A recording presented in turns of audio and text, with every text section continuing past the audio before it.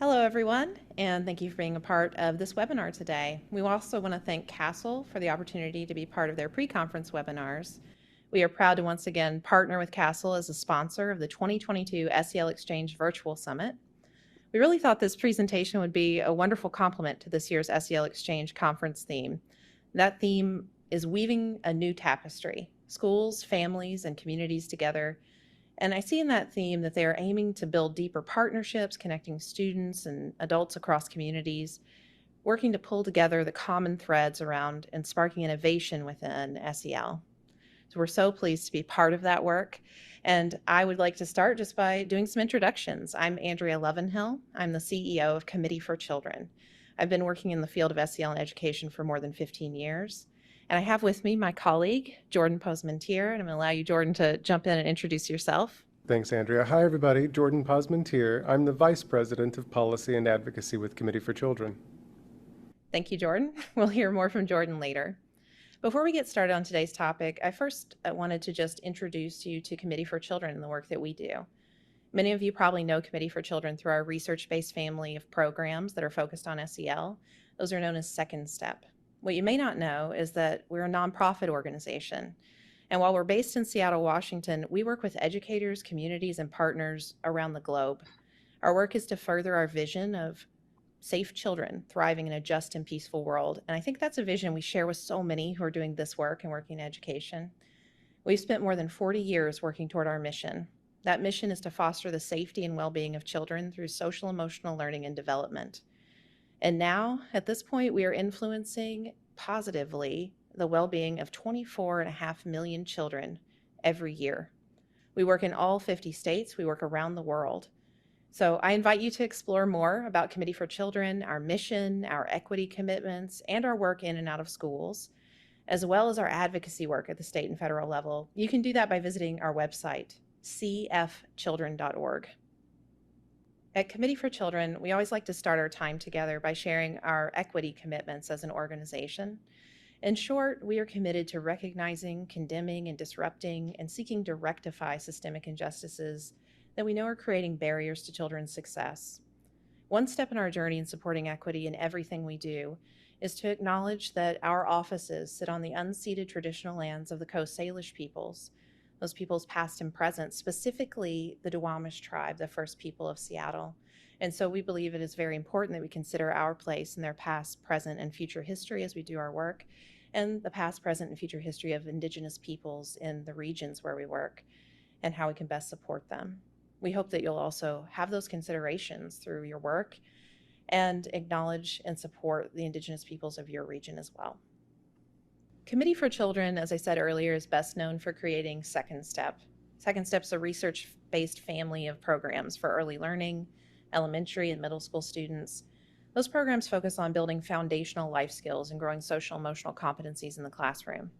With the inclusion of elementary age out of school time programming and our SEL for Adults program for K-12 educators, we have been focusing on providing a holistic approach to building more supportive communities that can work for every child through social emotional learning and development. Our work also extends into child safety through our child protection and bullying prevention units. Over the decades, Committee for Children has been working with schools and communities to further social emotional learning, and we've developed a deep understanding of the necessity to ensure that folks have clarity around what social emotional learning, or SEL, is and how it benefits their kids. As many of you know, there's been a lot of misinformation going around about SEL in the last year, and the important work that we've been doing and others have been doing to really move forward the safety and well-being of children is being politicized and misrepresented by some. We know the value of accurate information and advocacy, especially in contexts like that. So we'd like to use our time today to serve a few different goals. First, we want to discuss current challenges and opportunities in the field of SEL at the state and federal levels. Then we want to share new data about parents and caregivers and their support for school-based SEL. Finally, we'll highlight opportunities to advocate for SEL in your communities. We've done a lot of work in the past year to better understand what is happening in the political landscape around SEL, to really think through with parents the benefits of SEL, and also to find out what parents actually think of SEL in their schools. We'll share those learnings with you along with corresponding campaigns that Committee for Children has recently launched to better explain what we've learned and to engage others. Also, we wanted to invite you to get involved in advocacy and other ways to advance SEL. And to start us off with our goals, I'm so happy to have Jordan with us today. Jordan, I'm going to turn it over to you and you can dive right into the meat of the presentation here. Thank you, Andrea. Let's talk about meeting the moment. There are various factors that go into meeting the moment to advance social emotional learning. Let's talk about where we are as a country. Strife and progress. In the same moment, we have both strife and progress. And this lends to the context of the environment we work in to advance social emotional learning. None of this is new to you. It involves addressing racism as well as the anti-racism backlash. There's a new demand for culturally relevant education practices. We are all acutely aware of the effects ongoing of the COVID-19 pandemic and mitigation measures underway. There's a youth mental health crisis that we're still working to manage. There's still continued school and community violence. We're seeing increases to politicization in public education, and there are many components we must thread together to advance this work. Elections matter. They're a vital piece of the environment at hand. 96 US and House races are up for grabs. We know that state superintendent races are underway in at least 7 jurisdictions. We have hundreds of school board races, along with a number of recalls underway that have direct bearing on school systems that we are all hoping work and thrive well with their new leadership. Policy matters too. It matters because it can create those enabling and sustaining conditions that meaningfully advance this work. I like to say when I'm talking to advocates, there are 2 truths at once here. Similar to strife and progress noted earlier, those 2 truths are a little hard to reconcile. On the one hand, more attention and support is being paid to social emotional learning. We know that parents overwhelmingly say that schools have a role to play in teaching kids social emotional skills. And on the other hand, there's also more backlash than ever. Let's talk about state policy. It matters when we look at the enabling framework for social emotional learning. Here are 2 ways we see the 2 truths playing out at once. Let's talk about the good parts first. We see a whole series of wins, of activities that legislatures and governors are undertaking that push social emotional learning to the finish line. You can read on this slide. We've seen activity in Alabama, Colorado, Pennsylvania around bullying prevention, Rhode Island in supporting trauma-informed schools, even Florida codified instruction on life skills. And we saw bipartisan support in Delaware establishing mandatory instruction for social emotional learning, as well as mental health.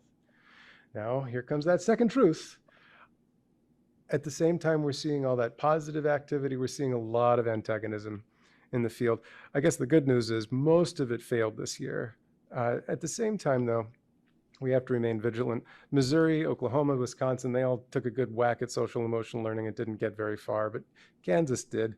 And I can't even get into detail here about Florida and Indiana, but they continue to be problematic, is I think a comfortable way of putting it.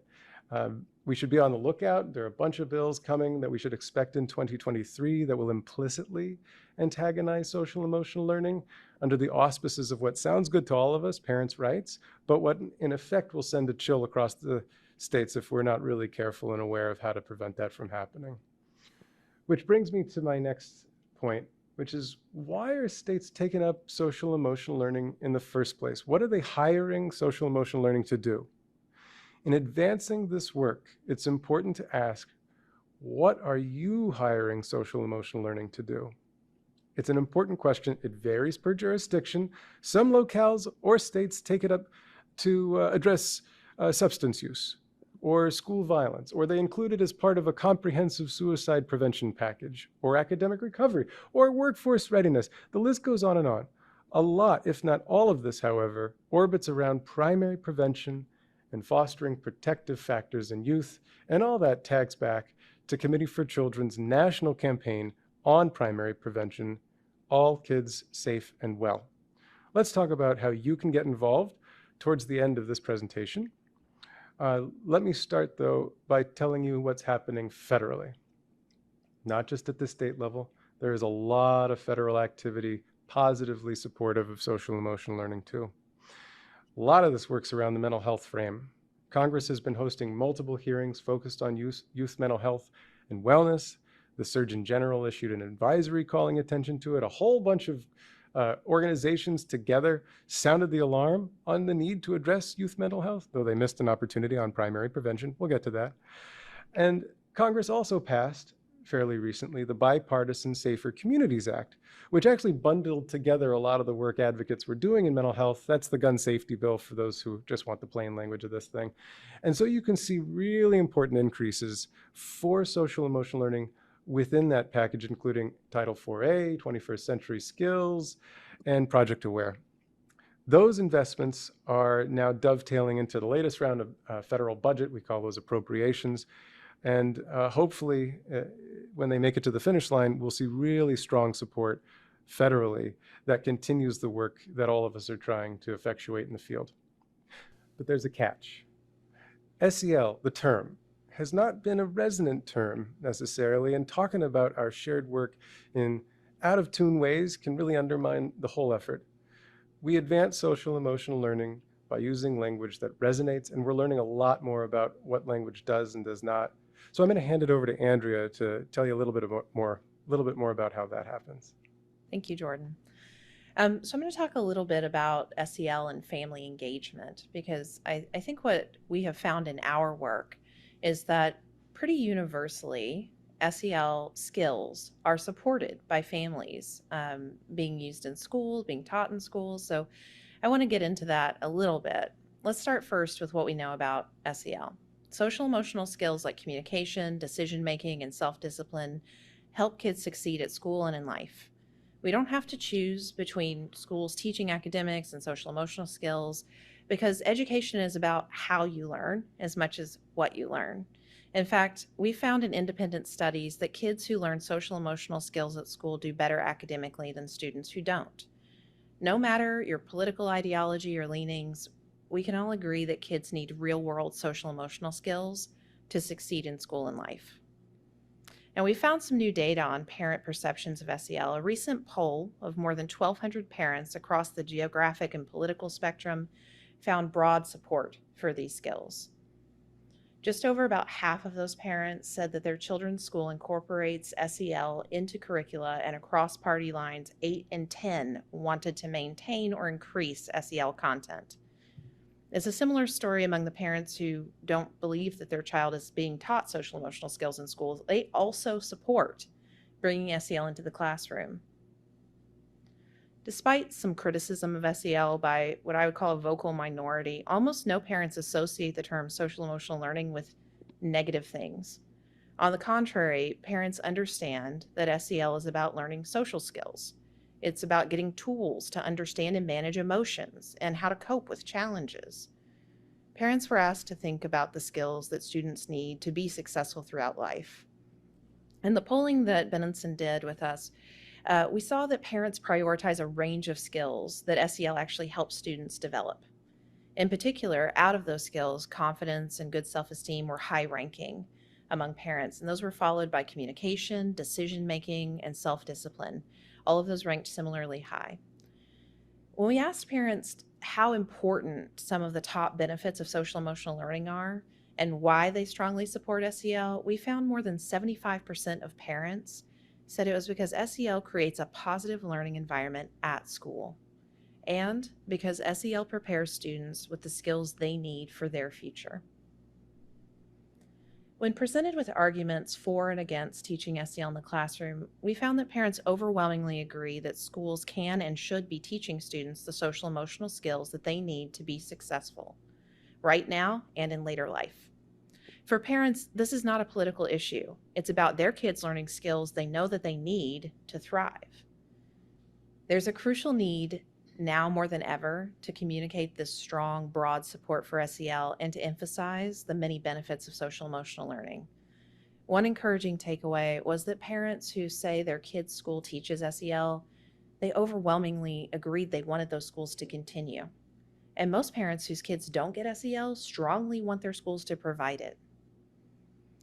Schools have been teaching kids social emotional skills for generations. They do that because we know it prepares them to thrive in the real world.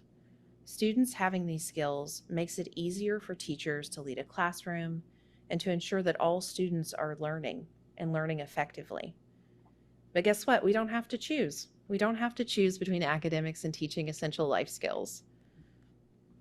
Creating a positive environment where students learn how to focus and be productive means more confident kids and higher academic achievement. Parents and schools need to work together to teach social emotional skills to kids because we know that's what they need to thrive and to ensure that all students feel valued and accepted. Students deserve an education that helps them learn the life skills they need to be successful in their future. So we have collected and distilled this research data and found ultimately that when parents and families truly understand the fundamental everyday life skills like communication and self-discipline that their children are learning in SEL programs like ours, and the parents see for themselves what social emotional learning looks like in practice, there's this aha moment. And we see that broad support for SEL really grow among families of all backgrounds and across political spectrum. So we started looking for a way to clearly share how parents across these party lines support SEL in their child's schools and how they want their kids to be more than just okay. Therefore, we've recently launched the More Than Just Okay Pro SEL video to shed light on the critical importance of social emotional skill development, both at home and in school, and to showcase how this supports healthy child development. So I'd like to play that short video for you today. Our kids are struggling right now, inside and outside the classroom. We can help our kids be more than just okay. Social emotional learning helps children build confidence, make decisions, and cope with difficult times. These life skills are about working together in school and at home to teach kids the skills they need to thrive as students and as people. That means skills like communication, problem solving, and stress management. To do a math assignment, read a book, or write an essay, children need to know how to stay focused, ask for help, and manage challenges. The best part?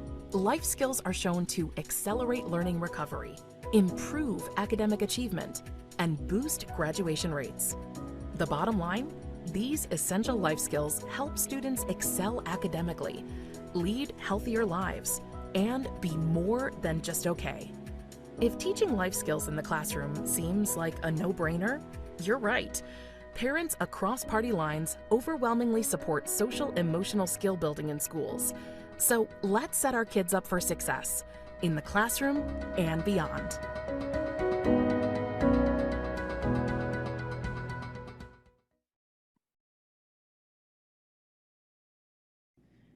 Thank you for taking the time to watch that video. While the education system has been at the forefront of political discourse, one thing remains irrefutable. The safety and well-being of our kids must be prioritized. Please share this video with your family, your friends, and your networks to raise awareness of and support for SEL in schools. And there are other ways you can get involved, other ways that you can join up for advocacy and share your support. And I'm going to ask Jordan, why don't you jump into some of those ways for folks? Andrea, there's no shortage of ways in which individuals and organizations can get involved and articulate why social emotional learning matters to them, to their policymakers at key times during legislative sessions. Committee for Children, as we've discussed, is launching All Kids Safe and Well. You can go to the website allkidssafeandwell.org, or you can just reach out to me directly to learn about all the opportunities you can take. But as you can see on this website, we have any number of immediate actions available to you. You could write a letter. You could join us in evergreen action alerts to introduce yourself to your lawmaker with an email as to why this material is important for you and why it should remain in your community. And there's more. Of course, if you have more specific questions, just reach out, email me, and we can talk either about an issue that's on your mind related to this campaign or to a jurisdiction that's on your mind that you're really interested in learning more about. Thank you, Jordan. And we also have a lot of resources around SEL advocacy at cfchildren.org. So you can go there and look at all of the incredible work that Jordan, his team, and others that we partner with are doing. You can contact us also. Feel free to reach out anytime. All of us from Committee for Children are so thankful for the work that you're doing. There's no doubt that you are making a positive difference in the lives of children, and it means the world to us. This shared mission cannot be done alone. So we look forward to working together to advance SEL. We hope you have a wonderful rest of your day. And Jordan is going to stick around and do a Q&A with everyone so you can get more of your questions answered. Thanks, everybody.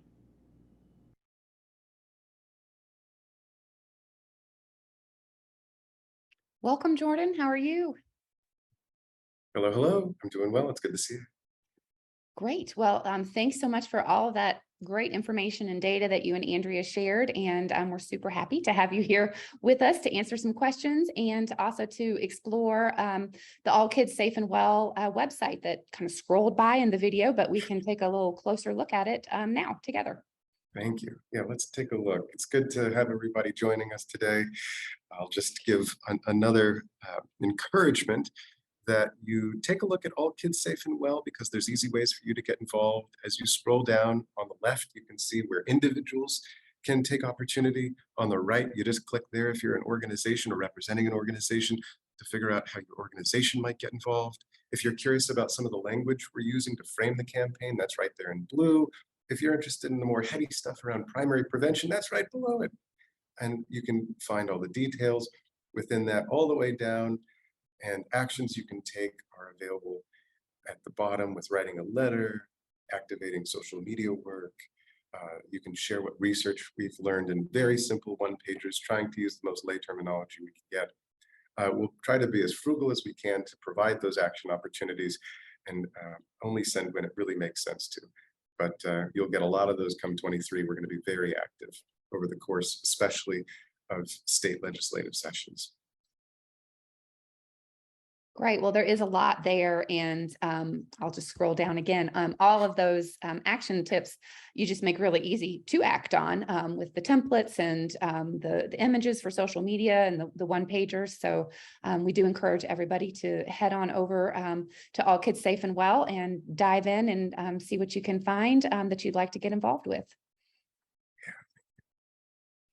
All right. Well, let's go ahead and take some questions. And folks in our audience, feel free to send in any questions, and we've got Jordan here to answer them. So we'll go ahead and get started. And we've got some big questions. So we'll just dive right in. Can you speak a little bit about the contradiction between the urgency of SEL and the systemic issues in education right now that are making SEL sort of difficult? That goes right back to the Strife and Progress challenge. I think we're experiencing a lot of challenge in education generally at the moment. It spans, very much exacerbated by our experience during the height of the pandemic and beyond. It's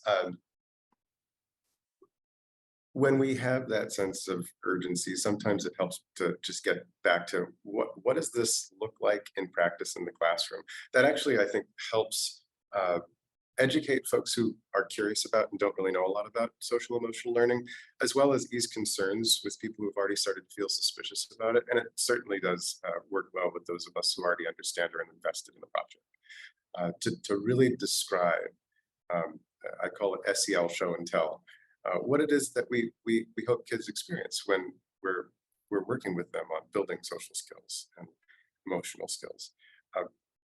I know that's sort of a general answer, but it's also really specific when you think about it. It's, what happens when kids get into a fight on the playground? How do you help build with them strategies to resolve those conflicts, to calm down? How do you help when they've just had a rough experience outside of school, and now they're in school and they're asked to focus on the math test on their desk? You can't use math as the coping strategy to do well in math. You have to think about the social dimension, the emotional dimension that's informing their ability to excel at math. And I think that's actually a pretty practical approach for me that brings down some of the tornado that whips up around our area just as of late. Yeah, and I think that that really points to some of the results that came back in the poll that you and Andrea referenced, just in terms of that families are in support of these skills when you're, present them in that way in particular. So I think that's a helpful suggestion.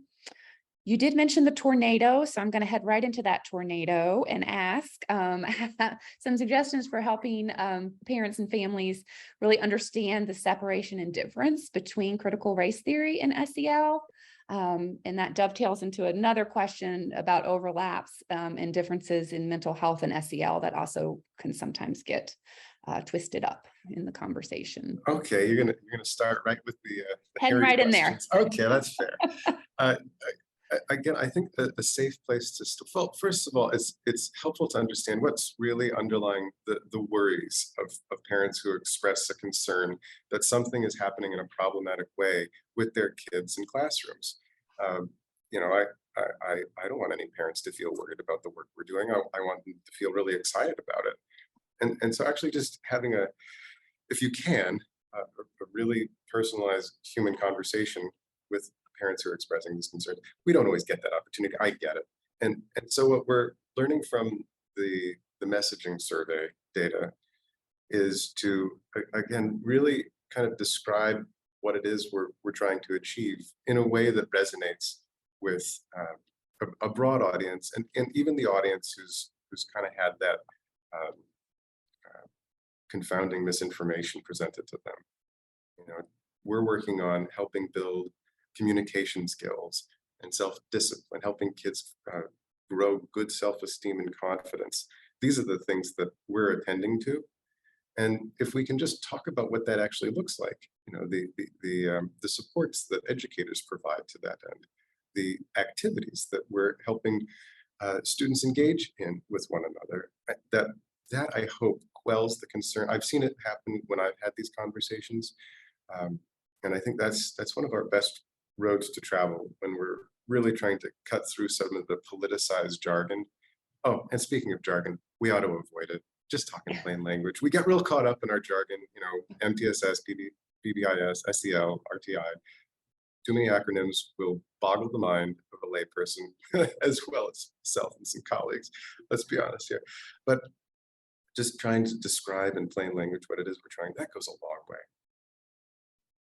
Yeah, and I think, and as you said, we don't always have the opportunity, but having those, kind of one-on-one or more personalized conversations to really get at the heart of the concern and the confusion, that always goes a long way. So when we can do that, we should. So in the video, you mentioned many state bills that are maybe not so supportive of SEL. Could you give just a little more detail about what some of those bills entail and some of the things we ought to be looking for? Oh, yes. So we're tracking thousands of pieces of legislation. We're trying to bundle them up and share them with folks who are interested so that you can digest them, because it's really a lot. Some of them implicitly antagonize SEL by creating something along the lines of committee review panels. It's really great to have transparency so that everybody knows what's going on in classrooms. We get that, but not to the point of frustrating the ability of an educator to actually implement a lesson plan. That becomes problematic, not just in social emotional learning, but in math, in English language arts. We know that these are, transparency is absolutely important. Welcome. I hope y'all agree in the room that, yeah, I'd like to know what's going on with my kid while they're at school. The trouble with a lot of these is they're not designed to help actually advance public education in a healthy way. And I can describe some of them where it's very, look, we're in election season. A lot of this stuff is politically charged. A lot of the bills that I mentioned earlier failed. They weren't designed to succeed. They were designed to get a headline, if I may. And they certainly did. Some of them explicitly tried to just outright ban social emotional learning, which to me indicates a gross misunderstanding of what we're trying to do in the world of social emotional learning. Like, how can you take away an educator's ability just to ask kids how they're feeling today?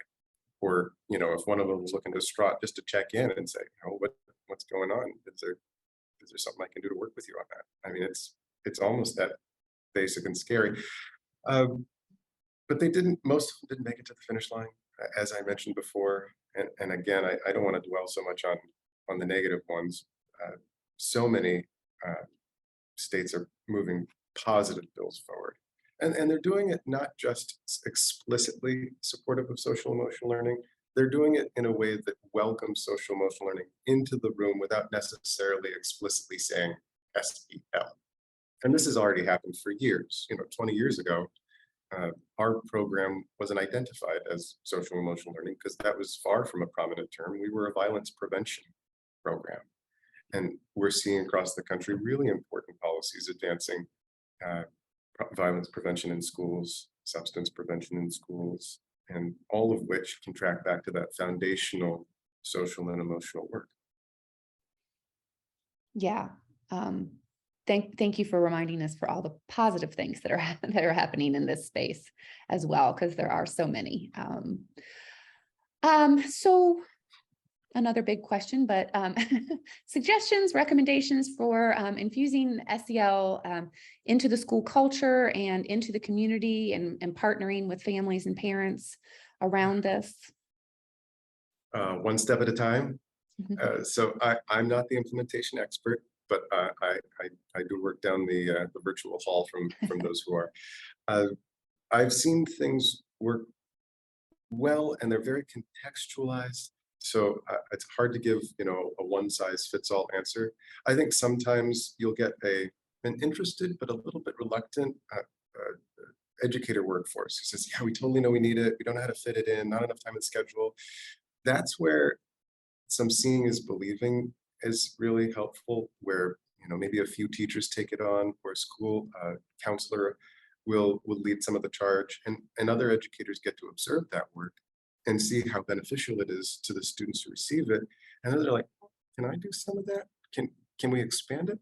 So sort of scaffolding in, rather than doing all at once. I've seen all at once happen, and that can be a little scary because you need a lot of planning, just like anything, for an execution to be successful. I would also say this some of this is personally informed, but I also think it speaks to our mission that we want to engage families in this process. And I think family engagement was a little bit fractured, if not a lot of it fractured, over the course, particularly of the pandemic, when that glue that binds families together with the schools in which their children go was really just not kept well. And I think anybody who's got family with kids in school can appreciate what I'm talking about here. But really, saying, hey, families, we got this coming, come have a look and see what we're up to. Talk to us if you're concerned. Tell us what you're excited about in this. Like, what do you really want to see us prioritize? Different parts of the country can, or even, different communities can have different interests within social emotional learning. Like maybe it is building self-awareness is something like, okay, my kid really needs more self-awareness. Can we work on that, please? Or maybe it's problem solving. And we ought to listen to what the families want and to figure out how to incorporate those things into the project specific to their community. And again, engaging those families, I think, helps to break down some of those barriers, and hearing what their concerns are and where they want support in helping their children grow and develop. So yeah, that family engagement is such an important piece of it all. Which is why that's the topic of the SEL exchange, I guess. Indeed. Castle's tapped into that. It couldn't be more appropriate. And you know what I think would really help, just in general, like, all of us have been through something over the last 4 years, and teachers were already experiencing fatigue, secondary trauma, stress, burnout. We're seeing some turnover. There are acute shortages in certain parts of the country. Like, okay, that's a signal. Workforce is having a hard time. Is there something socially and emotionally that we can do with the adults, both for themselves and in preparation for the students that are going to work with socially and emotionally? That's important. When you see past surveys from even prior to the pandemic, one of the big demands was like teachers asking for help. And it's important to respond to that help in meaningful ways. We have a social emotional learning for adults program. Others have different ways to educate adults through PD and other curricular opportunities. Helping educators who work on that for themselves gets into a mindset that can only help portend success for the work they're doing around teaching and learning. Absolutely. Yes. And unless our educators are well cared for and in taking care of their own social and emotional needs, they're not able to provide all that students need as well. So that's a big part of it. Yes, and exacerbated by all that happened in the pandemic. Let's see. So you mentioned federal and state legislation, and wondering if on the website, the campaign website, if there are resources for advocating and talking with school boards around social and emotional learning. Yeah, that's a great question. We can put you in touch with folks who are much more tuned into school boards. We track what happens with school boards. Committee for Children tends to focus at the state and the national levels because, you know, there's thousands of school boards, which means thousands of jurisdictions. It gets away from us. But we do have opportunities with allies to put forth messages for those who do want to interact with school boards. So I would say email me. It's a more complicated question to answer, but we do have opportunities available should you wish to engage